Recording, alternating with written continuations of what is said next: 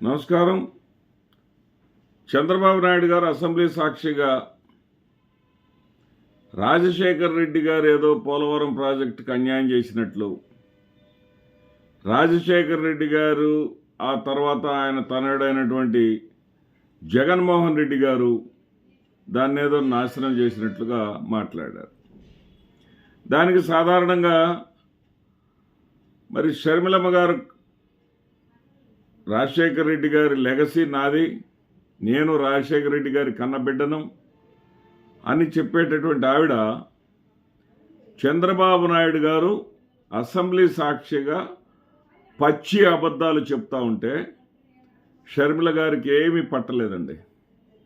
కనీసం వైఎస్ఆర్సీపీ తరఫున ఆ పార్టీ అధికారంలో ఉండగా ఏదైతే జలవనరుల శాఖ మంత్రిగా చేసినటువంటి అంబటి రాంబాబు గారు అసలు రాజశేఖర్ రెడ్డి గారు లేని, ఆయన పేరును లేనటువంటి పోలవరం ప్రాజెక్ట్ని అసలు ఊహించలేమని చెప్పేశాడు. ఆయన ఒకటే మొక్క చెప్పాడు, పోలవరం అంటేనే రాజశేఖర్ రెడ్డి గారు అని చెప్పారు. ఆ చెప్పినటువంటి మాటల వాస్తవాలు ఏంటో మనం చూద్దాం. చంద్రబాబు నాయుడు గారు ఏమన్నారంటే, ఇదేదో రాజశేఖర రెడ్డి గారి క్రెడిటో కాదు, లేకపోతే జగన్మోహన్ రెడ్డి గారి క్రెడిటో కాదు, 1941 నుంచి 1941లోనే బ్రిటిష్ వాళ్ళ కాలంలోనే శంకుస్థాపన వేశారు. ఆ తర్వాత టంగుటూరి అంజయ్య గారు శంకుస్థాపన మరోసారి దానికి శంకుస్థాపన చేశారు అని చెప్పారు. సరే, మంచిదే. చంద్రబాబు నాయుడు గారు 1950లో పుట్టారు అంటే ఆయన పుట్టుకకు ముందే 9 సంవత్సరాల ముందే 1941లోనే శంకుస్థాపన చేసిన సంగతి చంద్రబాబు నాయుడు గారు ఐడెంటిఫై చేశారు. సంతోషం. మరి చంద్రబాబు నాయుడు గారు ముఖ్యమంత్రి అయిన తర్వాత ఏది టంగుటూరు అంజయ్య గారు ఆయన కూడా శంకుస్థాపన చేసి 1981 తర్వాతనే కదా చంద్రబాబు నాయుడు గారు ముఖ్యమంత్రి అయింది. 1983లో ఎన్టీ రామారావు ముఖ్యమంత్రి అయ్యారు. నాదెండ్ల భాస్కర్ రావు కారణంగా ఆయన పదవి దిగిపోయాడు. 1985లో ఉప ఎన్నికలు జరిగాయి, మధ్యంతర ఎన్నికలు జరిగాయి. అప్పుడు మరలా ఆయన అధికారంలోకి వచ్చాడు. 89 వరకు ముఖ్యమంత్రిగా ఆయన కొనసాగాడు.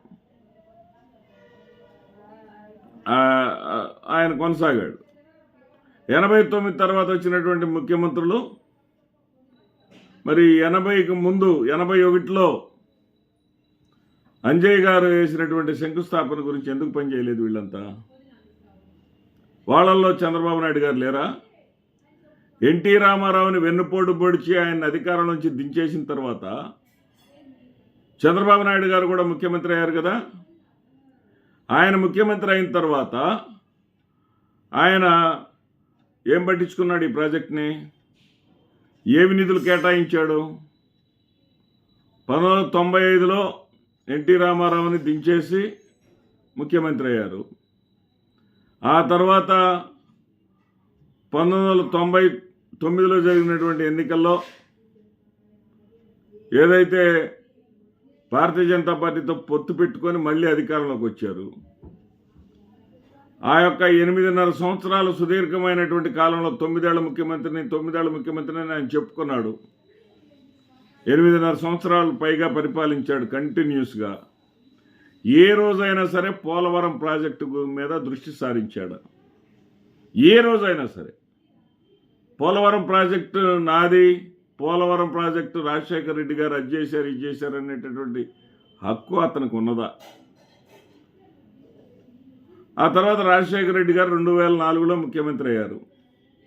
ముఖ్యమంత్రి అయిన తర్వాత ఆయన ఒక రైతు పక్షపాతిగా ఆంధ్రప్రదేశ్ రాష్ట్రంలో ఉన్నటువంటి రైతుల ప్రయోజనాలను ఆశించి, అదేవిధంగా ఉత్తరాంధ్రకు చెందినటువంటి దాహార్తిని తీర్చడానికి జల విద్యుత్ పరంగా అన్ని రకాలుగా బహుళార్థ సాధక ప్రాజెక్టుగా దాన్ని ప్రారంభించాలని 1995లోనే చంద్రబాబు నాయుడు గారు పట్టించుకోకుండా వదిలేసినటువంటి 95 నుంచి 2004 దాకా వదిలేసినటువంటి దాన్ని రాజశేఖర రెడ్డి గారు ముఖ్యమంత్రి అయిన తర్వాత 2005లో దానిని పట్టించుకోవటం, దానికి ఇందిరాసాగర్ అని పేరు పెట్టడం, సోనియా గాంధీ గారిని 2 సార్లు అక్కడికి తీసుకురావడం, మరి పెద్ద ఎత్తున కార్యక్రమాలు చేయటం, కుడి ఎడమ కాలువలు తవ్వించటం, ఎడమ కాలువ పూర్తి చేయటం, దాదాపు 5,000 కోట్ల రూపాయలు ఖర్చు పెట్టడం జరిగింది. ఈ విధంగా రాజశేఖర రెడ్డి గారు స్వతంత్రించి పర్యావరణ అనుమతులు, మరి కావాల్సినటువంటి అనుమతులన్నీ కూడా తీసుకొచ్చినటువంటి వేగంగా ఆయన పనిచేపిస్తూ ఉంటే, నామా నాగేశ్వరరావు అనేటటువంటి తెలుగుదేశం పార్టీకి చెందినటువంటి కాంట్రాక్టర్ చేత, తర్వాత అతను ఎంపీ కూడా అయ్యారు, ఆయన చేత కోర్టులో కేసులు వేయించి రైతులకు వ్యతిరేకంగా కొద్దిమంది రైతుల పేరుతోటి కేసులు వేయించి ప్రాజెక్టును అడ్డుకున్న చరిత్ర చంద్రబాబు నాయుడు చరిత్ర. ఆ చంద్రబాబు నాయుడు గారు మరి జాతీయ ప్రాజెక్టుగా ప్రకటించినటువంటి విభజన హామీల్లో మనకి జాతీయ ప్రాజెక్టుగా దాన్ని అంగీకరించారు. జాతీయ ప్రాజెక్ట్ అంటే ఎవరు కట్టాలి? వాళ్లే కట్టాలి. కట్టి మనకు అప్పచెప్తారు. మీరేం చెప్పి తీసుకున్నారు చంద్రబాబు నాయుడు గారు? మీరు కమిషన్ల కోసం తీసుకున్నారా? మీరు కమర్షియల్గా తీసుకున్నారా? మీ అంతరాత్మకు తెలియాలి. కేంద్ర ప్రభుత్వం నిర్మించి మనకు అప్పచెప్పాల్సినటువంటి ప్రాజెక్టుని కాస్త మీరు తీసుకొని హడావుడిగా మీకు నచ్చిన కాంట్రాక్టర్లను వేసుకొని, పాత కాంట్రాక్టర్లను తీసేసి కొత్త కాంట్రాక్టర్లను వేసుకొని, మరి ప్రధానమంత్రి చేత నిందలు కూడా మీరు నింద అని మీరు అంటున్నారు. మరి వాస్తవమా నింద అనేది మీకు తెలియాలా, నరేంద్ర మోడీ గారికి తెలియాలి. పోలవరం ప్రాజెక్ట్ని ఏటీఎం లాగా వాడుకున్నారని చెప్పేసి మీ మీద విమర్శించారు కదా. మరి మీరు 2018లో మీ అప్పుడు జలవనరుల శాఖ మంత్రిగా ఉన్నటువంటి దేవినేని ఉమా గారి చేత ప్రకటన చేయించారు కదా, సాక్షిలో రాసి పెట్టుకోండి 2018కే పూర్తి అయిపోద్ది అని చెప్పి. ఎందుకు పూర్తి కాలేదండి? ఎవరు అడ్డుకున్నారండి? ముందు చేయాల్సిన పని వెనక చేయాల్సిన పని ముందు చేస్తారా మీరు? కాపర్ డ్యామ్స్ కట్టకుండా డయాఫ్రమ్ వాల్ కట్టేస్తారా? అంటే పునాదులు లేకుండా బిల్డింగ్ కట్టేస్తే ఎట్లా ఉంటుందో అట్లాగే ఉంటుంది కదా. డయాఫ్రమ్ వాల్ కట్టడం ఏంటండి? డయాఫ్రమ్ వాల్ కాపర్ డ్యామ్స్ కట్టాలంటే మళ్ళీ కాపర్ డ్యామ్స్ కట్టడానికి, పైన కింద కాపర్ డ్యామ్స్ కట్టడానికి డయాఫ్రమ్ వాల్లో అక్కడక్కడ మరి ఖాళీలు వదలాల్సిన పరిస్థితి రావటం ఏంటండి? ఆ ఖాళీలు వదలటం వల్లే కదా అది డ్యామేజ్ అయిపోయింది. 460 కోట్ల రూపాయల బూడిదలో మీరు పోసి జగన్మోహన్ రెడ్డి గారు డయాఫ్రమ్ వాళ్ళని సర్వనాశనం చేశారంటారేంటి? నిపుణుల కమిటీ కూడా తాత్కాలిక నివేదిక ఒకటి ఇచ్చింది, శాశ్వత నివేదిక ఒకటి ఇచ్చింది. ఆ నివేదికలో ఏం చేశారు? ముందు చేయవలసిన పనులు చేయకుండా డయాఫ్రమ్ వాల్ ప్రారంభించినందువల్ల, దాని మధ్యలో గ్యాప్స్ ఉంచినందువల్ల అది డ్యామేజ్ జరిగింది. ఈరోజు 2 కాపర్ డ్యామ్స్ పూర్తయినాయి కాబట్టి, ఆ కాపర్ డ్యామ్స్ పూర్తయినాయి కాబట్టి డయాఫ్రమ్ వాల్ కట్టుకోవచ్చు. అయితే అప్పటి అంచనాల కన్నా ఇప్పుడు 900 కోట్లు, అప్పుడు 460 కోట్లకు అయిపోయింది, ఈసారి మాత్రం 900 కోట్లు అవుతుందని వాళ్ళు చెప్పారు. దానికి జగన్మోహన్ రెడ్డి గారి బాధ్యతలు ఎలా అవుతారు? మీకు దాని మీద నాలెడ్జ్ లేక, దాని మీద పూర్తి అవగాహన లేక, అది మీకు ఆదాయాన్ని వనరుగా ఇచ్చేటటువంటి ఒక వనరుగా మీరు చూసుకున్నారు తప్ప, దాని మీద ఎంతప్పటికీ కూడా పబ్లిసిటీ స్టంట్ తప్ప, వారం సోమవారం పోలవరం అంటూ పెట్టి జయము జయము చంద్రన్న అంటూ పాటలు పాడించుకొని ఆర్టీసీ బస్సులో 100 కోట్లకు పైగా ఖర్చులు పెట్టి ప్రజలను తీసుకెళ్ళి పూర్తిగాని ప్రాజెక్టు దగ్గర వాళ్ళ చేత పర్యటనలు చేపించి వాళ్ళకి భోజనాలు పెట్టించి ఆ బిల్లులు పెట్టుకొని ఎవరు అన్యాయం చేసింది? ఎవరు దాన్ని దుర్మార్గంగా దాని యొక్క ఆ ప్రాజెక్టుని, పోలవరం ప్రాజెక్టుని, ఆంధ్రప్రదేశ్ ప్రజల జీవనాడైనటువంటి ప్రాజెక్ట్ని ఒక శాపగ్రస్త ప్రాజెక్టుగా మార్చింది ఎవరు? మీరు కాదా చంద్రబాబు నాయుడు గారు? మీ స్నేహితుడని చెప్తారే, జగన్మోహన్ రెడ్డి గారిని చెడ్డవాణ్ణి చేయటం కోసం రాజశేఖర రెడ్డి గారు మంచివాడని చెప్తారే, ఇప్పుడు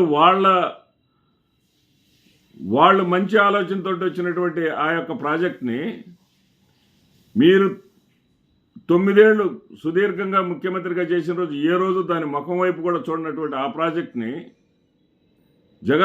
చంద్రబాబు నాయుడు గారు పట్టించుకున్నటువంటి ఆ ప్రాజెక్టుని కాస్త రాజశేఖర రెడ్డి గారు అధికారంలోకి వచ్చిన వెంటనే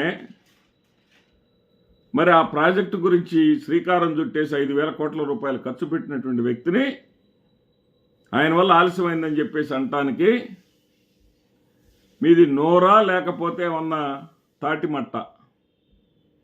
మాట అనే ముందు చంద్రబాబు నాయుడు గారు మీరంటే గౌరవం. ఎందుకంటే ఎన్నిసార్లు ఓడిపోయినా మళ్ళీ ఎట్లా గెలవాలో మీకు బాగా తెలుసు, అబద్ధాలు ఎలా చెప్పాలో మీకు బాగా తెలుసు, ప్రజల్ని ఏ విధంగా ట్రాప్లోకి వేసుకోగలరో మీకు బాగా తెలుసు.